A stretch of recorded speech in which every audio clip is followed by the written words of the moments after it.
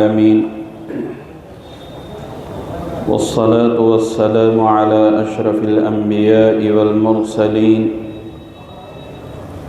وعلى آله وأصحابه أجمعين.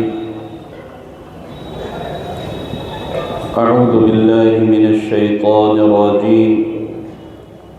بسم الله الرحمن الرحيم. كتاب أنزلناه إليك لتخرج الناس من الظلمات إلى النور. صدق الله العظيم. قال رسول الله صلى الله عليه وسلم: ما اجتمع قوم في بيت من بيت الله يتلون كتاب الله ويتدارسونه بينهم إلا نزلت عليهم السكينة وغشيتهم الرحمة وحفتهم الملائكة وذكر الله في من عنده أو كما قال عليه الصلاة والسلام.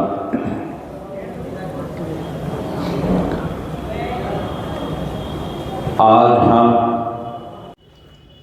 آپ کے اس محبوب ادارے کے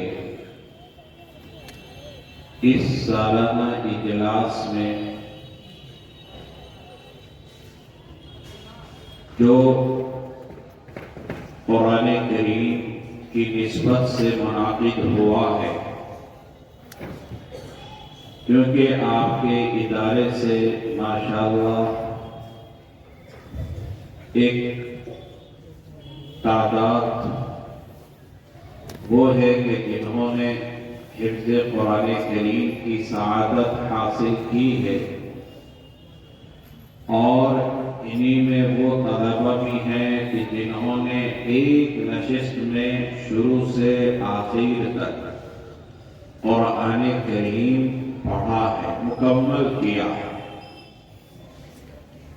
ان طلبہ کے لیے بھی آج کا دن بڑی خوشی کا اور بڑے مبارکبادی کا ہے.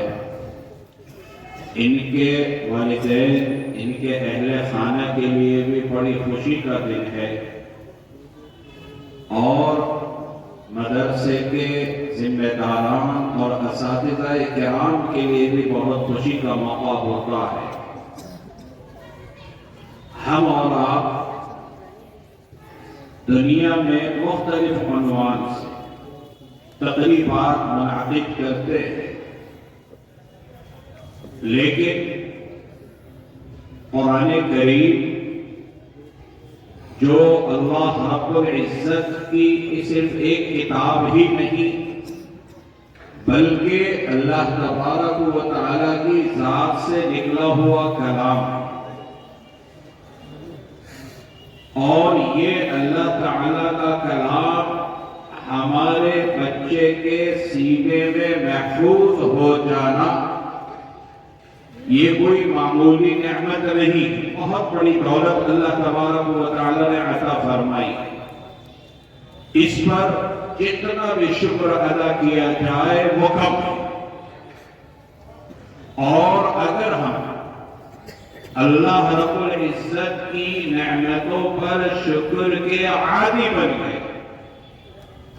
تو اللہ تعالی کی طرف سے نعمتوں میں بے حد اضافہ ہوگا. اسی لیے شکر کی عادت ڈالنی چاہیے. کوئی بھی نعمت ملے، کوئی بھی دولت ملے، اس پر اللہ رب العزت کا شکر گزار ہونا چاہیے. تو آج کا دن ہم سب کے لیے اور مدرسے کے ساتھ وابستگی رکھنے والے ہر فرد کے لیے بڑی خوشی کا موقع ہے، کیونکہ آپ حضرات کا تعاون بھی اور آپ حضرات کی توجہات کا بھی اس میں بڑا دخل ہے. حضرت علی رضی اللہ تعالی عنہ فرماتے ہیں کہ اگر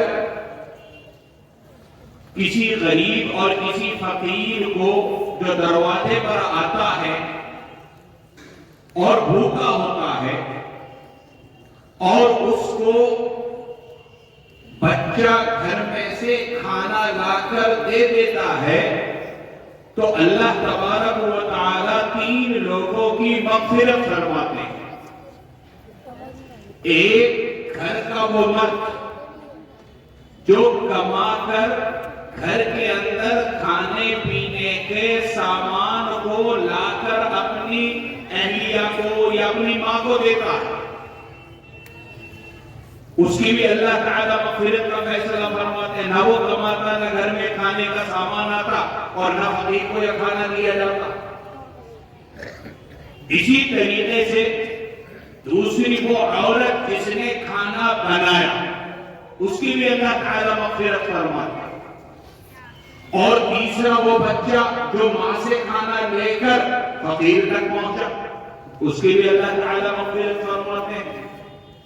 لیکن یہ جو مدرسے میں پڑھنے پڑھانے کا سلسلہ ہے اور اس میں طالب علم استاد سے پوچھتا ہے اور استاد سے سبق لیتا ہے، استاد اس کے سوال کا جواب دیتا ہے، تو اس پر اللہ تعالیٰ 4 لوگوں کی مغفرت فرماتا ہے۔ ایک اس طالب علم جو اپنے استاد سے سوال کرتا ہے، اپنے استاد سے سبق لیتا ہے، اور دوسرے اس استاد کی جو طالب علم کے سوال کا جواب دیتا ہے، اس کی بھی اللہ تعالیٰ مغفرت فرماتا ہے۔ اور اس سوال و جواب کو درسگاہ میں جتنے لوگوں نے سنا، اللہ تعالیٰ ان کی بھی مغفرت فرماتے ہیں۔ اور چوتھا درجہ کس کا ہے؟ اس میں ہم سب داخل ہو جاتے ہیں کہ ان مدارس کے نظام کو چلانے کے اندر اور ان سے وابستگی جو بھی رکھنے والا ہے اور تعلق رکھنے والا ہے اور تعاون کرنے والا ہے، تو ان تمام کی اللہ تبارک و تعالی مغفرت فرماتے ہیں۔ تو ان بچوں کے حافظ قرآن بننے میں آپ کا بھی تعاون ہے۔ تو یہاں پر آپ کا جمع ہونا یہ اللہ تعالیٰ کی طرف سے عطا کردہ نعمت کا اظہار بھی ہے اور اس پر شکرانہ بھی ہے۔ اور اس دینی مجلس کے اندر یا جہاں بھی دینی مجلس ہو، وہاں پر ضرور شرکت کرنی چاہیے۔ کیوں؟ اس لیے کہ ہمارا شرکت کرنا یہ فائدے سے خالی نہیں ہے۔ جو حدیث میں نے آپ کے سامنے پڑھی، اس کا مفہوم یہ ہے کہ جو لوگ اللہ کے گھر میں جمع ہوتے ہیں اور اللہ کے گھر میں جمع ہو کر قرآن پڑھتے ہیں یا دین کی باتیں کہتے اور سنتے ہیں، تو ان کے اوپر آسمان سے ایک خاص قسم کی سکینت، یعنی اللہ تعالیٰ کی ایک خاص قسم کی رحمت نازل ہوتی ہے۔ جب تک وہ اس مجلس کے اندر ہوتے ہیں تو اللہ تعالیٰ کی خاص رحمت ان کے اوپر نازل ہوتی ہے۔ وغشیتہم الرحمہ، اور اللہ تعالیٰ کی رحمت کی چادر، جیسے یہ شامیانہ ہمارے اوپر تنا ہوا ہے، ایسے ہی اللہ تعالیٰ کی رحمت کی چادر بھی ان کے اوپر تن جاتی ہے۔ وحفتہم الملائکہ، اور فرشتے چاروں طرف سے اس مجلس اور اس محفل کو گھیر لیتے ہیں۔ گویا چاروں طرف سے اس مجلس کو فرشتوں نے گھیر رکھا ہے، اور ظاہر بات ہے فرشتے جب اس مجلس کو گھیریں گے، اس طرح کی مجلس کو گھیریں گے، تو جو شریک ہوگا ان کے لیے وہ فرشتے دعائے خیر ہی کریں گے۔ وَذَكَرَ اللَّهُ فِي مَنْ عِندَهُ، اور ایسے بندوں کا جو اس طرح کی مجلسوں میں شرکت کرتے ہیں، اللہ تبارک و تعالی اپنے پاس موجود فرشتوں کے سامنے ان کا تذکرہ کرتے ہیں۔ کیونکہ جب انسان کو اللہ تعالی نے دنیا میں اپنا خلیفہ بنانے کا فرشتوں کے سامنے اظہار فرمایا، تو فرشتوں نے کہا تھا کہ آپ یہ ذمہ داری ان کو کیوں دے رہے ہیں؟ یہ تو دنیا میں جا کر خون خرابہ کریں گے، فتنہ فساد مچائیں گے اور گناہوں کے اندر مبتلا ہوں گے۔ یہ ذمہ داری آپ ہمیں دیجیے، کیونکہ آپ نے ہمیں ایسے مادے سے بنایا ہے کہ جس میں نافرمانی کا جذبہ ہے ہی نہیں، ہم آپ کی نافرمانی کرتے نہیں۔ یہ ذمہ داری آپ ہمیں دیتے تو بہتر ہوگا۔ تو جب اللہ کا یہ بندہ اللہ کی اطاعت کرتا ہے، فرما برداری کرتا ہے، خیر کا کام کرتا ہے، بھلائی کا کام کرتا ہے، تو اللہ تعالیٰ فاخریہ فرشتوں کے سامنے اس کا اظہار فرماتے ہیں کہ دیکھو یہ ہے میرے وہ بندے جن کے بارے میں تم کہتے تھے کہ یہ فتنہ فساد کریں گے، خون خرابہ کریں گے اور گناہ کریں گے، دیکھو یہ میرا جہاں پر ذکر ہو رہا ہے اس مجلس کے اندر بیٹھے ہوئے۔ تو آپ کا یہاں پر بیٹھنا یہ فائدے سے خالی نہیں ہے، اللہ کی رحمت کا بھی نزول ہو رہا ہے اور فرشتوں نے چاروں طرف سے آپ کو گھیر رکھا ہے اور اللہ کی بارگاہ میں آپ کا تذکرہ ہوتا ہے، کیونکہ قرآن میں اللہ تعالی نے فرمایا فَاذْكُرُونِي أَذْكُرْكُمْ، تم مجھے یاد رکھو تو میں تمہیں یاد رکھوں گا۔ رسول اکرم صلی اللہ علیہ وسلم نے فرمایا کہ اللہ تبارک و تعالی فرماتے ہیں من ذکرنی فی نفسی ذکرتہ فی نفسی، جس نے مجھے اپنے دل میں یاد کیا تو میں بھی اس کو اپنے دل میں یاد کرتا ہوں، اور جس نے مجھے ایک بڑے مجمع کے اندر یاد کیا تو میں ان کو اس سے بہتر مجمع تیرے فرشتوں کے سامنے یاد کرتا ہوں۔ تو ہمارا اور آپ کا بیٹھنا یہ فائدے سے خالی نہیں، اور ہم اور آپ یہاں پر جمع ہیں قرآن کریم کی نسبت سے۔ یہ قرآن کریم جو ان بچوں نے حفظ کیا ہے، یہ اللہ تبارک و تعالیٰ کا وہ کلام اور اللہ تبارک و تعالیٰ کی وہ کتاب ہے کہ جو انسانوں کو اندھیروں سے روشنیوں کی طرف لانے والی ہے، جو بھٹکے ہوئے لوگوں کو صحیح راستے پر لانے والی ہے، اور جو اللہ کے راستے سے بچھڑ گئے اگر وہ اس قرآن کو مضبوطی سے تھام لے تو ان بچھڑوں ہوئے کو اللہ سے ملانے والی اگر کوئی کتاب ہے تو یہ قرآن کریم۔ اسی لیے قرآن کہتا ہے وَاعْتَصِمُوا بِحَبْلِ اللَّهِ، کہ اللہ کی رسی کو دیکھو سب مضبوطی سے تھام لو، یعنی قرآن کریم کے ساتھ اپنا رشتہ، اپنا تعلق مضبوط اور مستحکم کرو۔ قرآن کے ساتھ ہمارا رشتہ جتنا مضبوط ہوگا، جتنا مستحکم ہوگا، اتنا اللہ رب العزت ہمیں اور آپ کو عزت عطا فرمائے، اور قرآن سے ہمارا رشتہ جتنا کمزور ہوگا اتنا ہمارے اندر ایمان کے اعتبار سے کمزوری آئے گی، اور ایمان کے اعتبار سے کمزوری کا نتیجہ ہم اور آپ دیکھ ہی رہے ہیں کہ ہر طرف سے ذلت اور رسوائی۔ یہ قرآن کریم سے ہمارے تعلق کے کمزور ہونے کی وجہ سے۔ قرآن کریم اللہ نے ایک ایسی کتاب ہمیں عطا فرمائی تھی کہ جس کا پڑھنا بھی عبادت، جس کا دیکھنا بھی عبادت، جس کا چھونا بھی عبادت، جس کا ہاتھ میں لینا بھی عبادت، جس کا ناظرہ پڑھنا بھی عبادت، جس کا حفظ بغیر دیکھے پڑھنا یہ بھی عبادت۔ گویا قرآن کے ساتھ کسی بھی طرح کا تعلق ہو تو وہ عبادت کے اندر داخل ہے۔ آپ دیکھیے کہ قرآن کریم کے ساتھ اللہ تبارک و تعالی ان چیزوں کو بھی احترام اور ان چیزوں کو بھی عزت عطا فرماتے ہیں جو ہمارے اور آپ کے معاشرے کے اندر اور ہماری اور آپ کی روزمرہ کی زندگی کے اندر بظاہر کوئی حیثیت نہیں رکھتے۔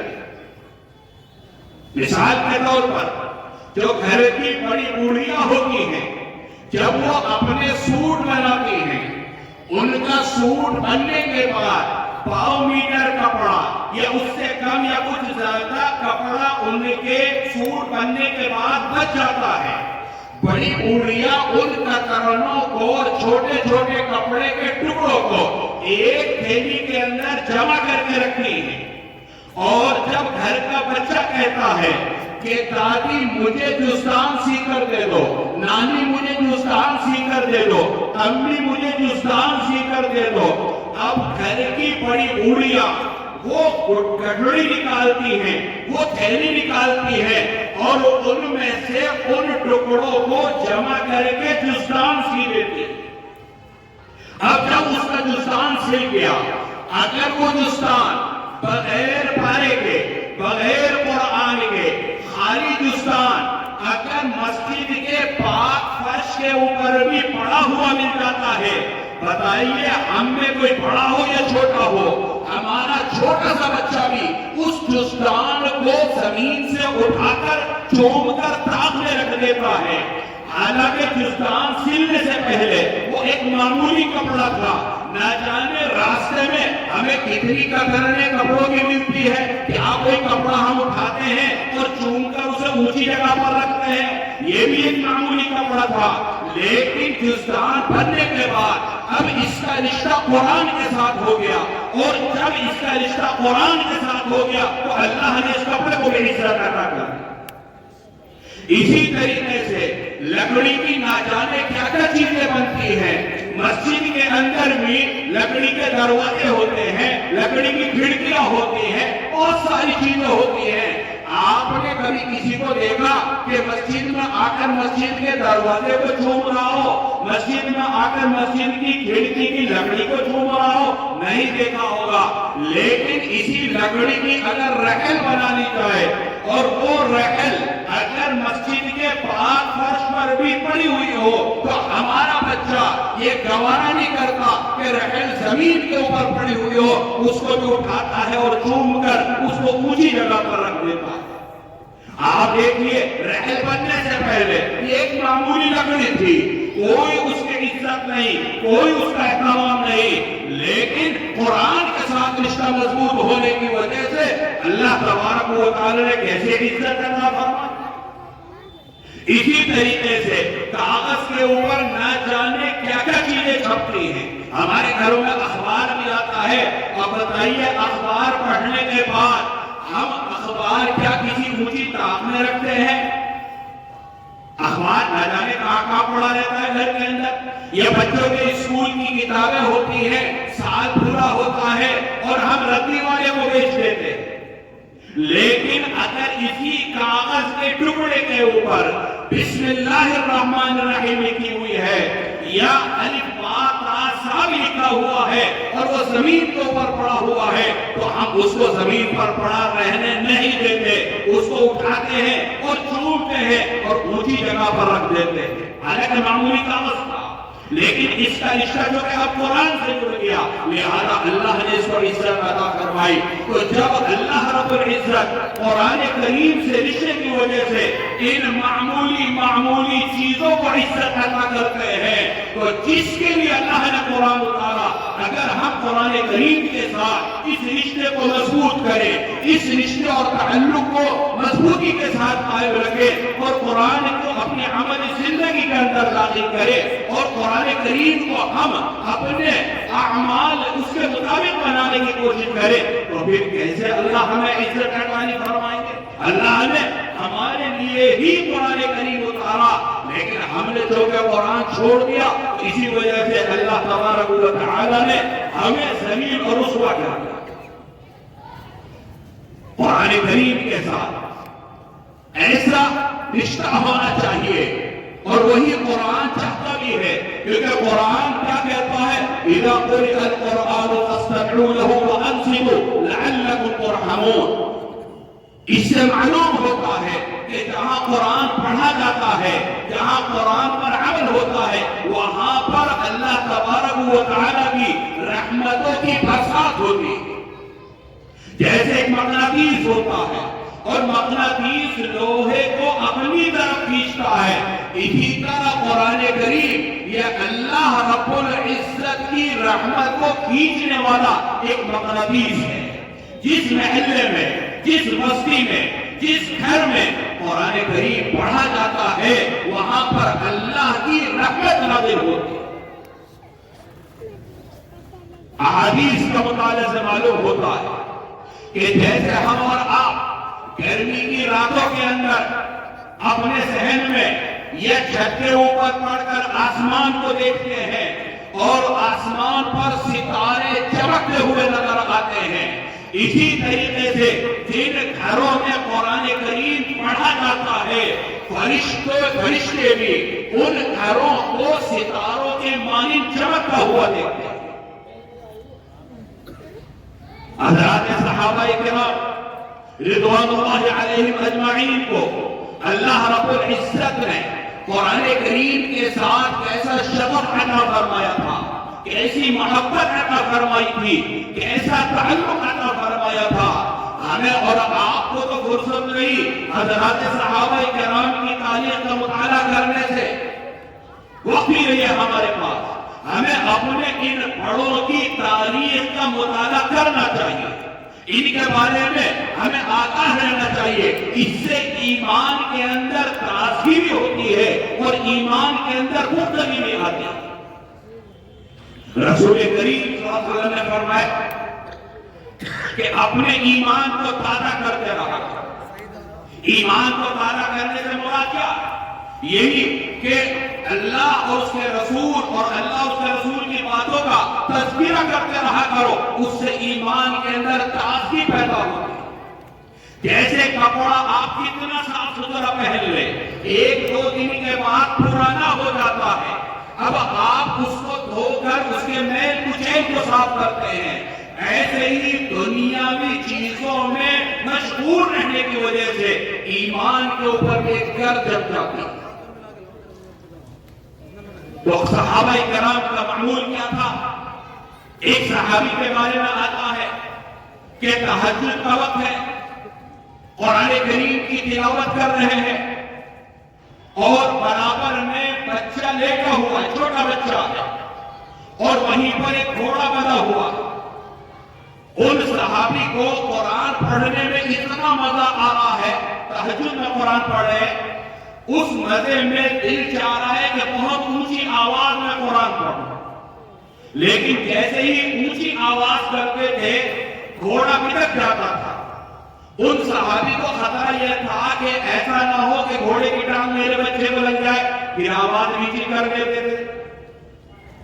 پھر قرآن پڑھتے ہوئے مزہ آتا تھا، پھر دل چاہا اونچا پڑھوں تو اونچی آواز سے پڑھنا شروع کر دیا، پھر گھوڑا بھی رکھنے لگا تو ڈر ہوا بیٹے کو خطرہ نہ ہو جائے، بچے کو خطرہ نہ ہو جائے، پھر آواز نیچی کر دیتے۔ غرض یہ کہ اسی طرح تہجد مکمل کی، اور جب دعا کے لیے ہاتھ اٹھایا اور نظر اوپر گئی تو دیکھا کہ ستاروں کے مانند کچھ روشنیاں ہیں جو زمین سے آسمان کی طرف جا رہی ہیں۔ کچھ سمجھ میں نہیں آیا کہ کیسی روشنیاں؟ فجر کی نماز کے لیے مسجد نبوی صلی اللہ علیہ وسلم نے تشریف لائے، حضور اکرم صلی اللہ علیہ وسلم سے اپنی صلاۃ کی کیفیت کا اظہار کیا اور اس روشنی کا تذکرہ کیا، تو رسول اکرم صلی اللہ علیہ وسلم نے فرمایا کہ یہ جو روشنیاں تھی یہ عرش رحمان سے فرشتے تمہارا قرآن سننے کے لیے آئے تھے۔ اگر تم قرآن کریم اونچی آواز میں پڑھتے رہتے تو آج مدینے والے بھی ان فرشتوں کو دیکھ لیتے۔ حضرت ابی ابن کعب رضی اللہ تعالی عنہ بہت مشہور صحابی ہے، بہت عمدہ اللہ نے آواز اور لہجہ عطا فرمایا اور بہت خوبصورت انداز میں قرآن کریم کی تلاوت کیا کرتے۔ ایک مرتبہ رات کا وقت اسی طریقے سے قرآن کریم کی تلاوت کر رہے ہیں، رسول کریم صلی اللہ علیہ وسلم کا گزر ہوا تو نبی کریم صلی اللہ علیہ وسلم بھی کھڑے ہو کر سننے لگے۔ اب جب انہیں اندازہ ہوا کہ حضور اکرم صلی اللہ علیہ وسلم تشریف فرما ہے تو یہ رک گئے۔ نبی کریم صلی اللہ علیہ وسلم نے فرمایا پڑھتے رہو، کیونکہ حضرت جبرائیل علیہ السلام میرے پاس آئے ہیں اور انہوں نے اللہ تبارک و تعالیٰ کا یہ پیغام پہنچایا ہے کہ ابی ابن کعب سے کہو کہ قرآن پڑھے، اور اللہ تعالیٰ نے فرمایا میں بھی سنوں گا، اے محمد صلی اللہ علیہ وسلم تم بھی سنو۔ جب حضرت ابی ابن کعب نے نبی کریم صلی اللہ علیہ وسلم کے زبان یہ الفاظ سنے تو پوچھا کہ اے اللہ کے رسول، کیا اللہ تعالیٰ نے میرا نام لے کر کہا کہ ابی ابن کعب سے کہو کہ قرآن پڑھے. رسول اللہ صلی اللہ علیہ وسلم نے فرمایا کہ ہاں اللہ نے تمہارا نام لے کر کہا. حضرت ابی بن کعب ساروں قطار رونے لگے کہ کہاں میں اور کہاں اللہ تبارک و تعالی. یہ قرآن وہ کتاب ہے جو ہمارا اللہ تبارک و تعالی سے براہ راست تعلق قائم کراتا ہے. اس حدیث سے اور اس کے علاوہ دوسری احادیث سے معلوم ہوتا ہے کہ جب بندہ قرآن پڑھتا ہے تو اللہ تبارک و تعالی خود سنتے ہیں. اور جب اللہ تعالی ہمارے قرآن پڑھنے کو سنیں گے تو کیا اللہ تعالی اپنی رحمتوں کا ہمیں حقدار نہیں بنائے گا؟ اللہ کی رحمتوں کا نزول ہوگا. حضرت فاطمہ رضی اللہ تعالی عنہا رسول اکرم صلی اللہ علیہ وسلم کی صاحبزادی, مدینہ منورہ میں سردی کا موقع ہے, سردی کی رات ہے, اور آپ کو معلوم ہے کہ سردیوں میں تو رات بہت لمبی ہو جاتی ہے. انہوں نے ارادہ کیا کہ عشاء کی نماز کے بعد پوری رات نفلیں پڑھوں گا. چنانچہ انہوں نے 2 رکعت نفل کی نیت باندھی اور قرآن پڑھنے لگے. قرآن کریم کی ایک ایک آیت کو بڑے مزے لے کر انہوں نے پڑھا. چنانچہ جب ان کی 2 رکعت مکمل ہوئی اور سلام پھیرا تو فجر کا وقت ہو گیا. 2 رکعت انہوں نے دعا کے لیے ہاتھ اٹھائے اور ساروں قطار رونے لگی کہ اے اللہ میرا ارادہ تو اور نفلیں پڑھنے کا تھا, آپ نے اتنی چھوٹی رات کیوں بنائی کہ 2 رکعت میں پوری ہو گئی. یہ تھا اس صحابہ اور صحابیات کا قرآن کریم کے ساتھ تعلق. اسی لیے اللہ نے ان کو وہ مقام دیا کہ کوئی کتنا بڑا بزرگ کیوں نہ ہو جائے, کتنا بڑا اللہ کا ولی کیوں نہ ہو جائے, لیکن ایک صحابی کے مقام کو نہیں پہنچ سکتا. حضرت عمر بن عبد العزیز کا نام آپ نے سنا ہوگا, بہت مشہور حکیم گزرے ہیں اور بڑے اللہ والے, بہت نیک, بہت عدل و انصاف انہوں نے قائم کیا. اور ایک صحابی حضرت معاویہ کا بھی نام آپ نے سنا ہوگا. حضرت معاویہ کے زمانے میں مسلمانوں میں آپس میں لڑائیاں ہوئی تو کسی نے حضرت عبداللہ ابن مبارک سے سوال کیا کہ عمر ابن عبد العزیز, یہ صحابی نہیں ہے, یہ افضل ہے یا حضرت معاویہ رضی اللہ تعالی عنہ افضل؟ تو حضرت عبداللہ ابن مبارک نے فرمایا کہ حضرت معاویہ رضی اللہ عنہ نے رسول اکرم صلی اللہ علیہ وسلم کے ساتھ جو غزوات میں شرکت کی اور حضرت معاویہ کے گھوڑے کی ناک میں جو گرد و غبار میدان جنگ کا لگا, عمر ابن عبد العزیز اس گرد و غبار کے بھی برابر نہیں. اتنا اونچا مقام اللہ نے حضرات صحابہ کو دیا. کیوں؟ اس لیے کہ انہوں نے اللہ اور اللہ کے رسول اور اللہ کے کلام کو مضبوطی کے ساتھ تھاما. اس کو انہوں نے پڑھا بھی, اس کو انہوں نے سمجھا بھی, اور اس کے مطابق انہوں نے عمل بھی کیا. حضرت ابوبکر صدیق اور حضرت عمر فاروق رضی اللہ عنہما, ان کے بارے میں آتا ہے کہ انہوں نے سورہ بقرہ 2.5 سال میں پڑھی. 2.5 سال لگے سورہ بقرہ کو پڑھنے میں. اب آپ کہہ سکتے ہیں کہ ہمارا تو پورا بچہ جو پورا قرآن کا حافظ ہو جاتا ہے 2.5 سال میں, تو سورہ بقرہ کا 2.5 سال میں پڑھنے کا کون سا بڑا کمال کیا؟ کمال کیا. انہوں نے صرف پڑھا نہیں بلکہ قرآن کے ایک ایک حرف کے مطابق اپنی زندگی کو بنایا, اس کو اپنی عملی زندگی کے اندر داخل کیا,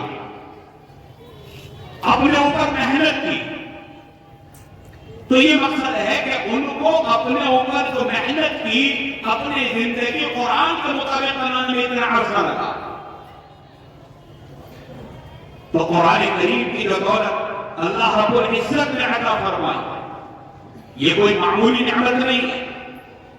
حضرت عمر فاروق رضی اللہ تعالی عنہ جب مسلمانوں کے خلیفہ بنے،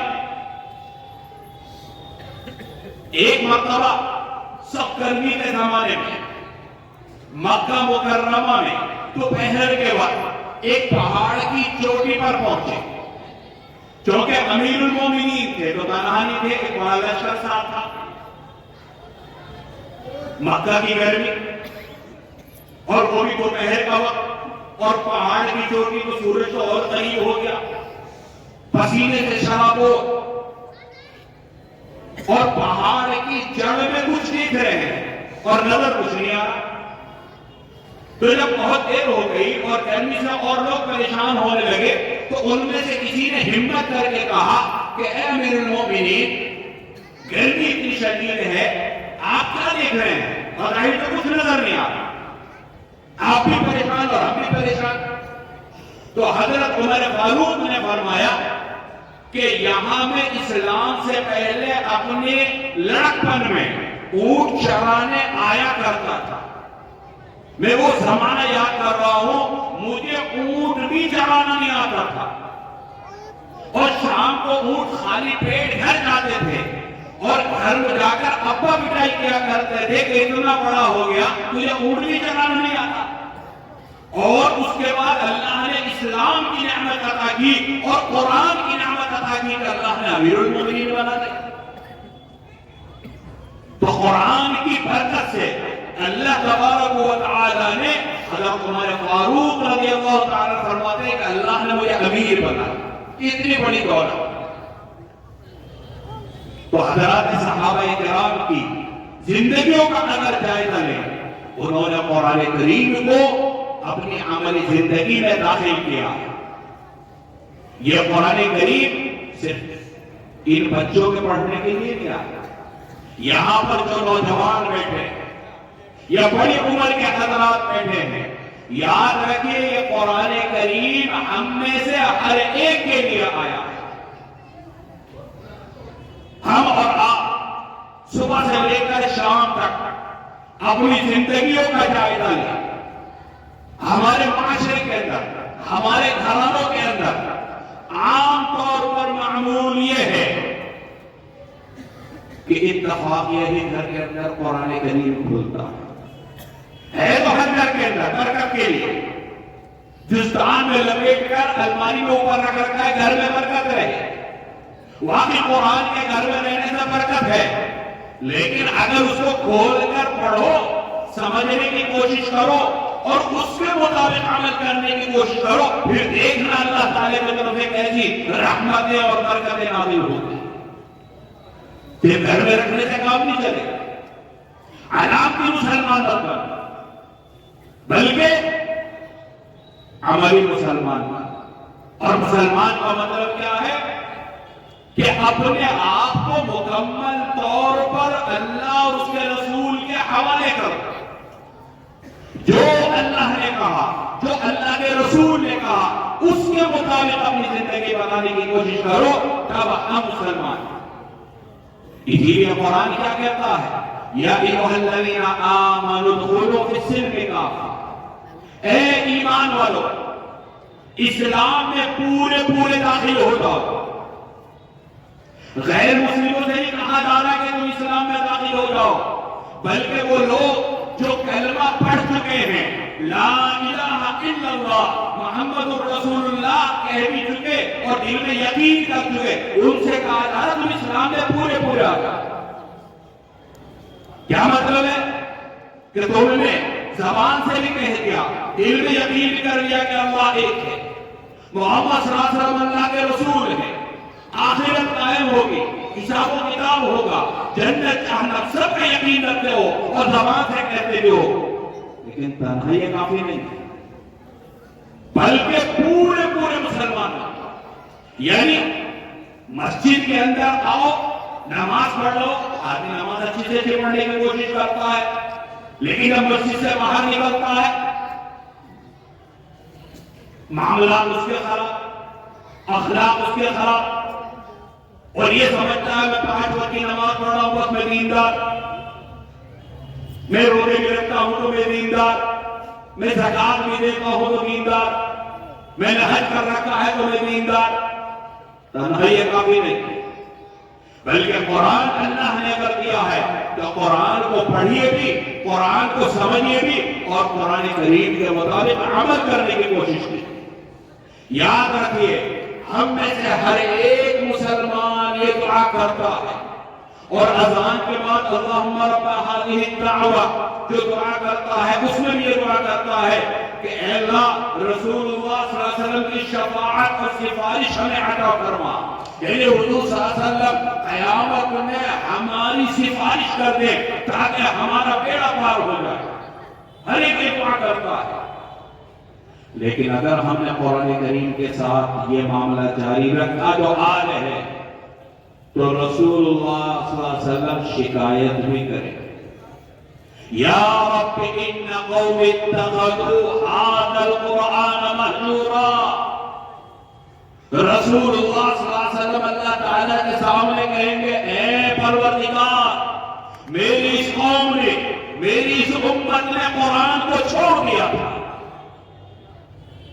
اب آپ دیکھیے، اگر رسول اللہ صلی اللہ علیہ وسلم خدا نہ خواستہ قرآن نہ خواستہ ہماری شکایت کرنے لگے، جیسے اللہ کے رسول صلی اللہ علیہ وسلم کی سفارش رد نہیں ہوگی انشاءاللہ، ایسے ہی اگر اللہ کے رسول نے خدا نہ خواستہ شکایت کر دی تو بتائیے کیسے کامیاب ہوں گے؟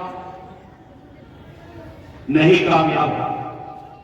تو اگر اس دنیاوی زندگی کی کامیابی چاہتے ہیں، آخرت کی زندگی کی کامیابی چاہتے ہو، تو یہ قرآن کریم جو ان بچوں نے پڑھا ہے، یہ صرف ان کے پڑھنے کے لیے نہیں آیا، یہ تہیہ کر کے جاؤ کہ مرتے دم تک روزانہ ایک معمول بنائیے کہ ہر صبح کا آغاز نماز فجر کے بعد قرآن کریم کی تلاوت سے کریں، یہ عہد کر کے جائے۔ ایک بارہ کتنے دیر لگتی ہے؟ 20 منٹ، 25 منٹ، آدھا گھنٹہ بس؟ کیا 24 گھنٹے میں سے ہمیں آدھا گھنٹہ نہیں ملتا اللہ کے لیے، قرآن کے لیے؟ جب موبائل ہمارے ہاتھ میں ہوتا ہے تو ہمیں تو رات کا پتہ نہیں چلتا کہاں گزر گئی۔ اکثر نوجوانوں کا بھی خصوص عالم یہ ہے کہ رات کو 2-2، 3-3 بجے تک موبائل چلتا ہے، اور وہ وقت تو اللہ سے خصوصی ملاقات کا شروع ہوتا ہے تو یہ غافل ہو جاتا ہے، اور فجر بھی نہیں۔ تو موبائل ہمارے ہاتھ میں ہوتا ہے تو ہمیں گھنٹوں کا پتہ نہیں چلتا، اور 15-20 منٹ یا 24 گھنٹے میں اللہ کے لیے نہیں نکال سکتے، قرآن کے لیے نہیں نکال سکتے۔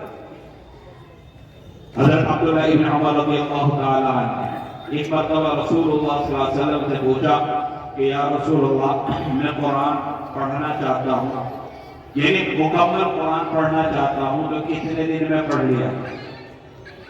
تو حضور صلی اللہ علیہ وسلم نے فرمایا 40 دن۔ یہ حدیث سنا کر اپنی بات ختم کروں گا کیونکہ وقت بھی قریب ہے۔ انہوں نے فرمایا کہ میں تو اور پڑھنا چاہتا ہوں، اور کم دنوں میں پورا کرنا چاہتا ہوں، تو حضور صلی اللہ علیہ وسلم نے فرمایا 30 دن میں پورا کر لوں۔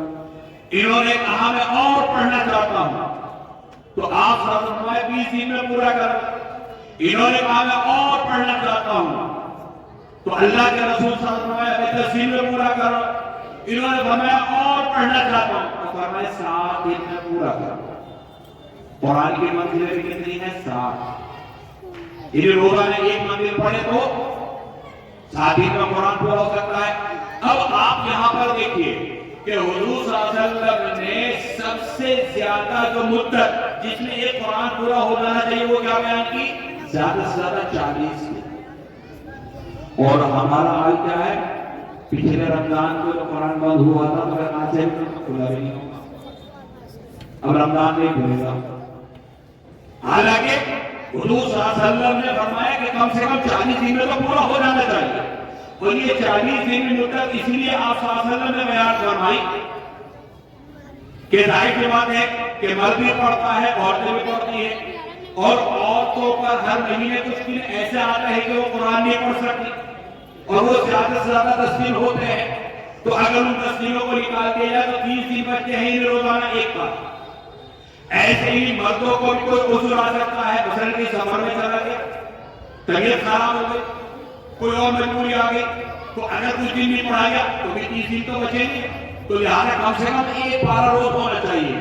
اور اگر ایک پارہ میں نہیں پڑھ سکتے تو آدھا پارہ تو پڑھ سکتے ہو، آدھا نہیں پڑھ سکتے ایک پاؤ تو پڑھ سکتے ہو، ایک پاؤ نہیں پڑھ سکتے اچھا ایک صفحہ تو پڑھ سکتے ہو.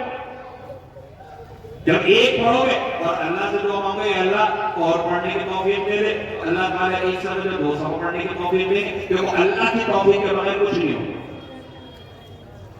اگر ہم قرآن نہیں پڑھ رہے، اگر ہم نماز نہیں پڑھ رہے، اس میں ہمارا کوئی کمال نہیں ہے، بلکہ اللہ ہمیں موقع ہی نہیں دے رہا. اللہ ہمیں اس ایک سمجھ ہی نہیں رہا کہ ہم اللہ کا کلام اپنی زبان پر جاری کریں، یا ہمارے لیے سوچنے کا موقع.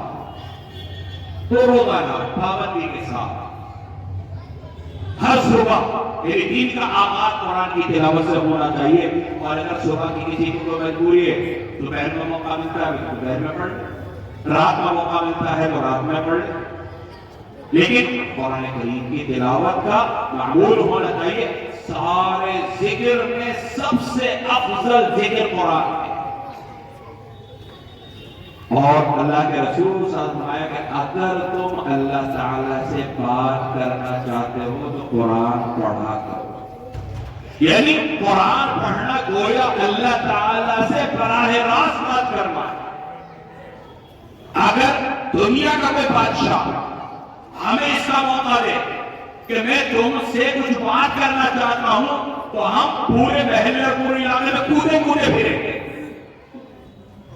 کہ آج وزیر اعظم نے اور وزیر اعظم نے اور صدر جمہوریہ نے ہمیں جو ہے تنہائی میں ملاقات کا موقع دے دیا اور بات کرنے کا موقع دیا، مجھے بلایا. سارے بادشاہوں کا بادشاہ، اس پوری کائنات کا مالک اگر ہم سے بات کرنا چاہتا ہے اور اس کا ذریعہ ہے قرآن، تو ہمیں اللہ کی اس پیشکش کو قبول کرنا چاہیے. تو آج کا دن ان طلبہ کے لیے بھی بہت مبارکبادی کا دن، ان کے والدین، ان کے متعلقین، اہل بستی اور مدرسے کے ساتھ تمام تعاون کرنے والوں کے لیے اور اساتذہ کرام اور مدرسے کے ذمہ داران کے لیے اللہ تبارک و تعالی ان مدارس کی جو چہل پہل ہے اللہ اس کی رونق کو باقی رکھے. اللہ تبارک و تعالی ان مدارس کی حفاظت فرمائے. یہ مدارس ہمارے دین کے محافظ ہیں. یاد رکھیے ان کے قدر و قیمت کو پہچانیے. حالات بڑے سنگین ہیں، ان مدارس کی قدر و قیمت کو پہچانیے. جہاں جہاں اسلام اور مسلمانوں کا نام و نشان مٹایا گیا وہاں پہلے مدارس کو بند کیا گیا، علماء کو ختم کیا گیا، اور اس کے بعد پھر عوام کو اپنے ماحول میں تبدیل کرنا آسان ہو گیا.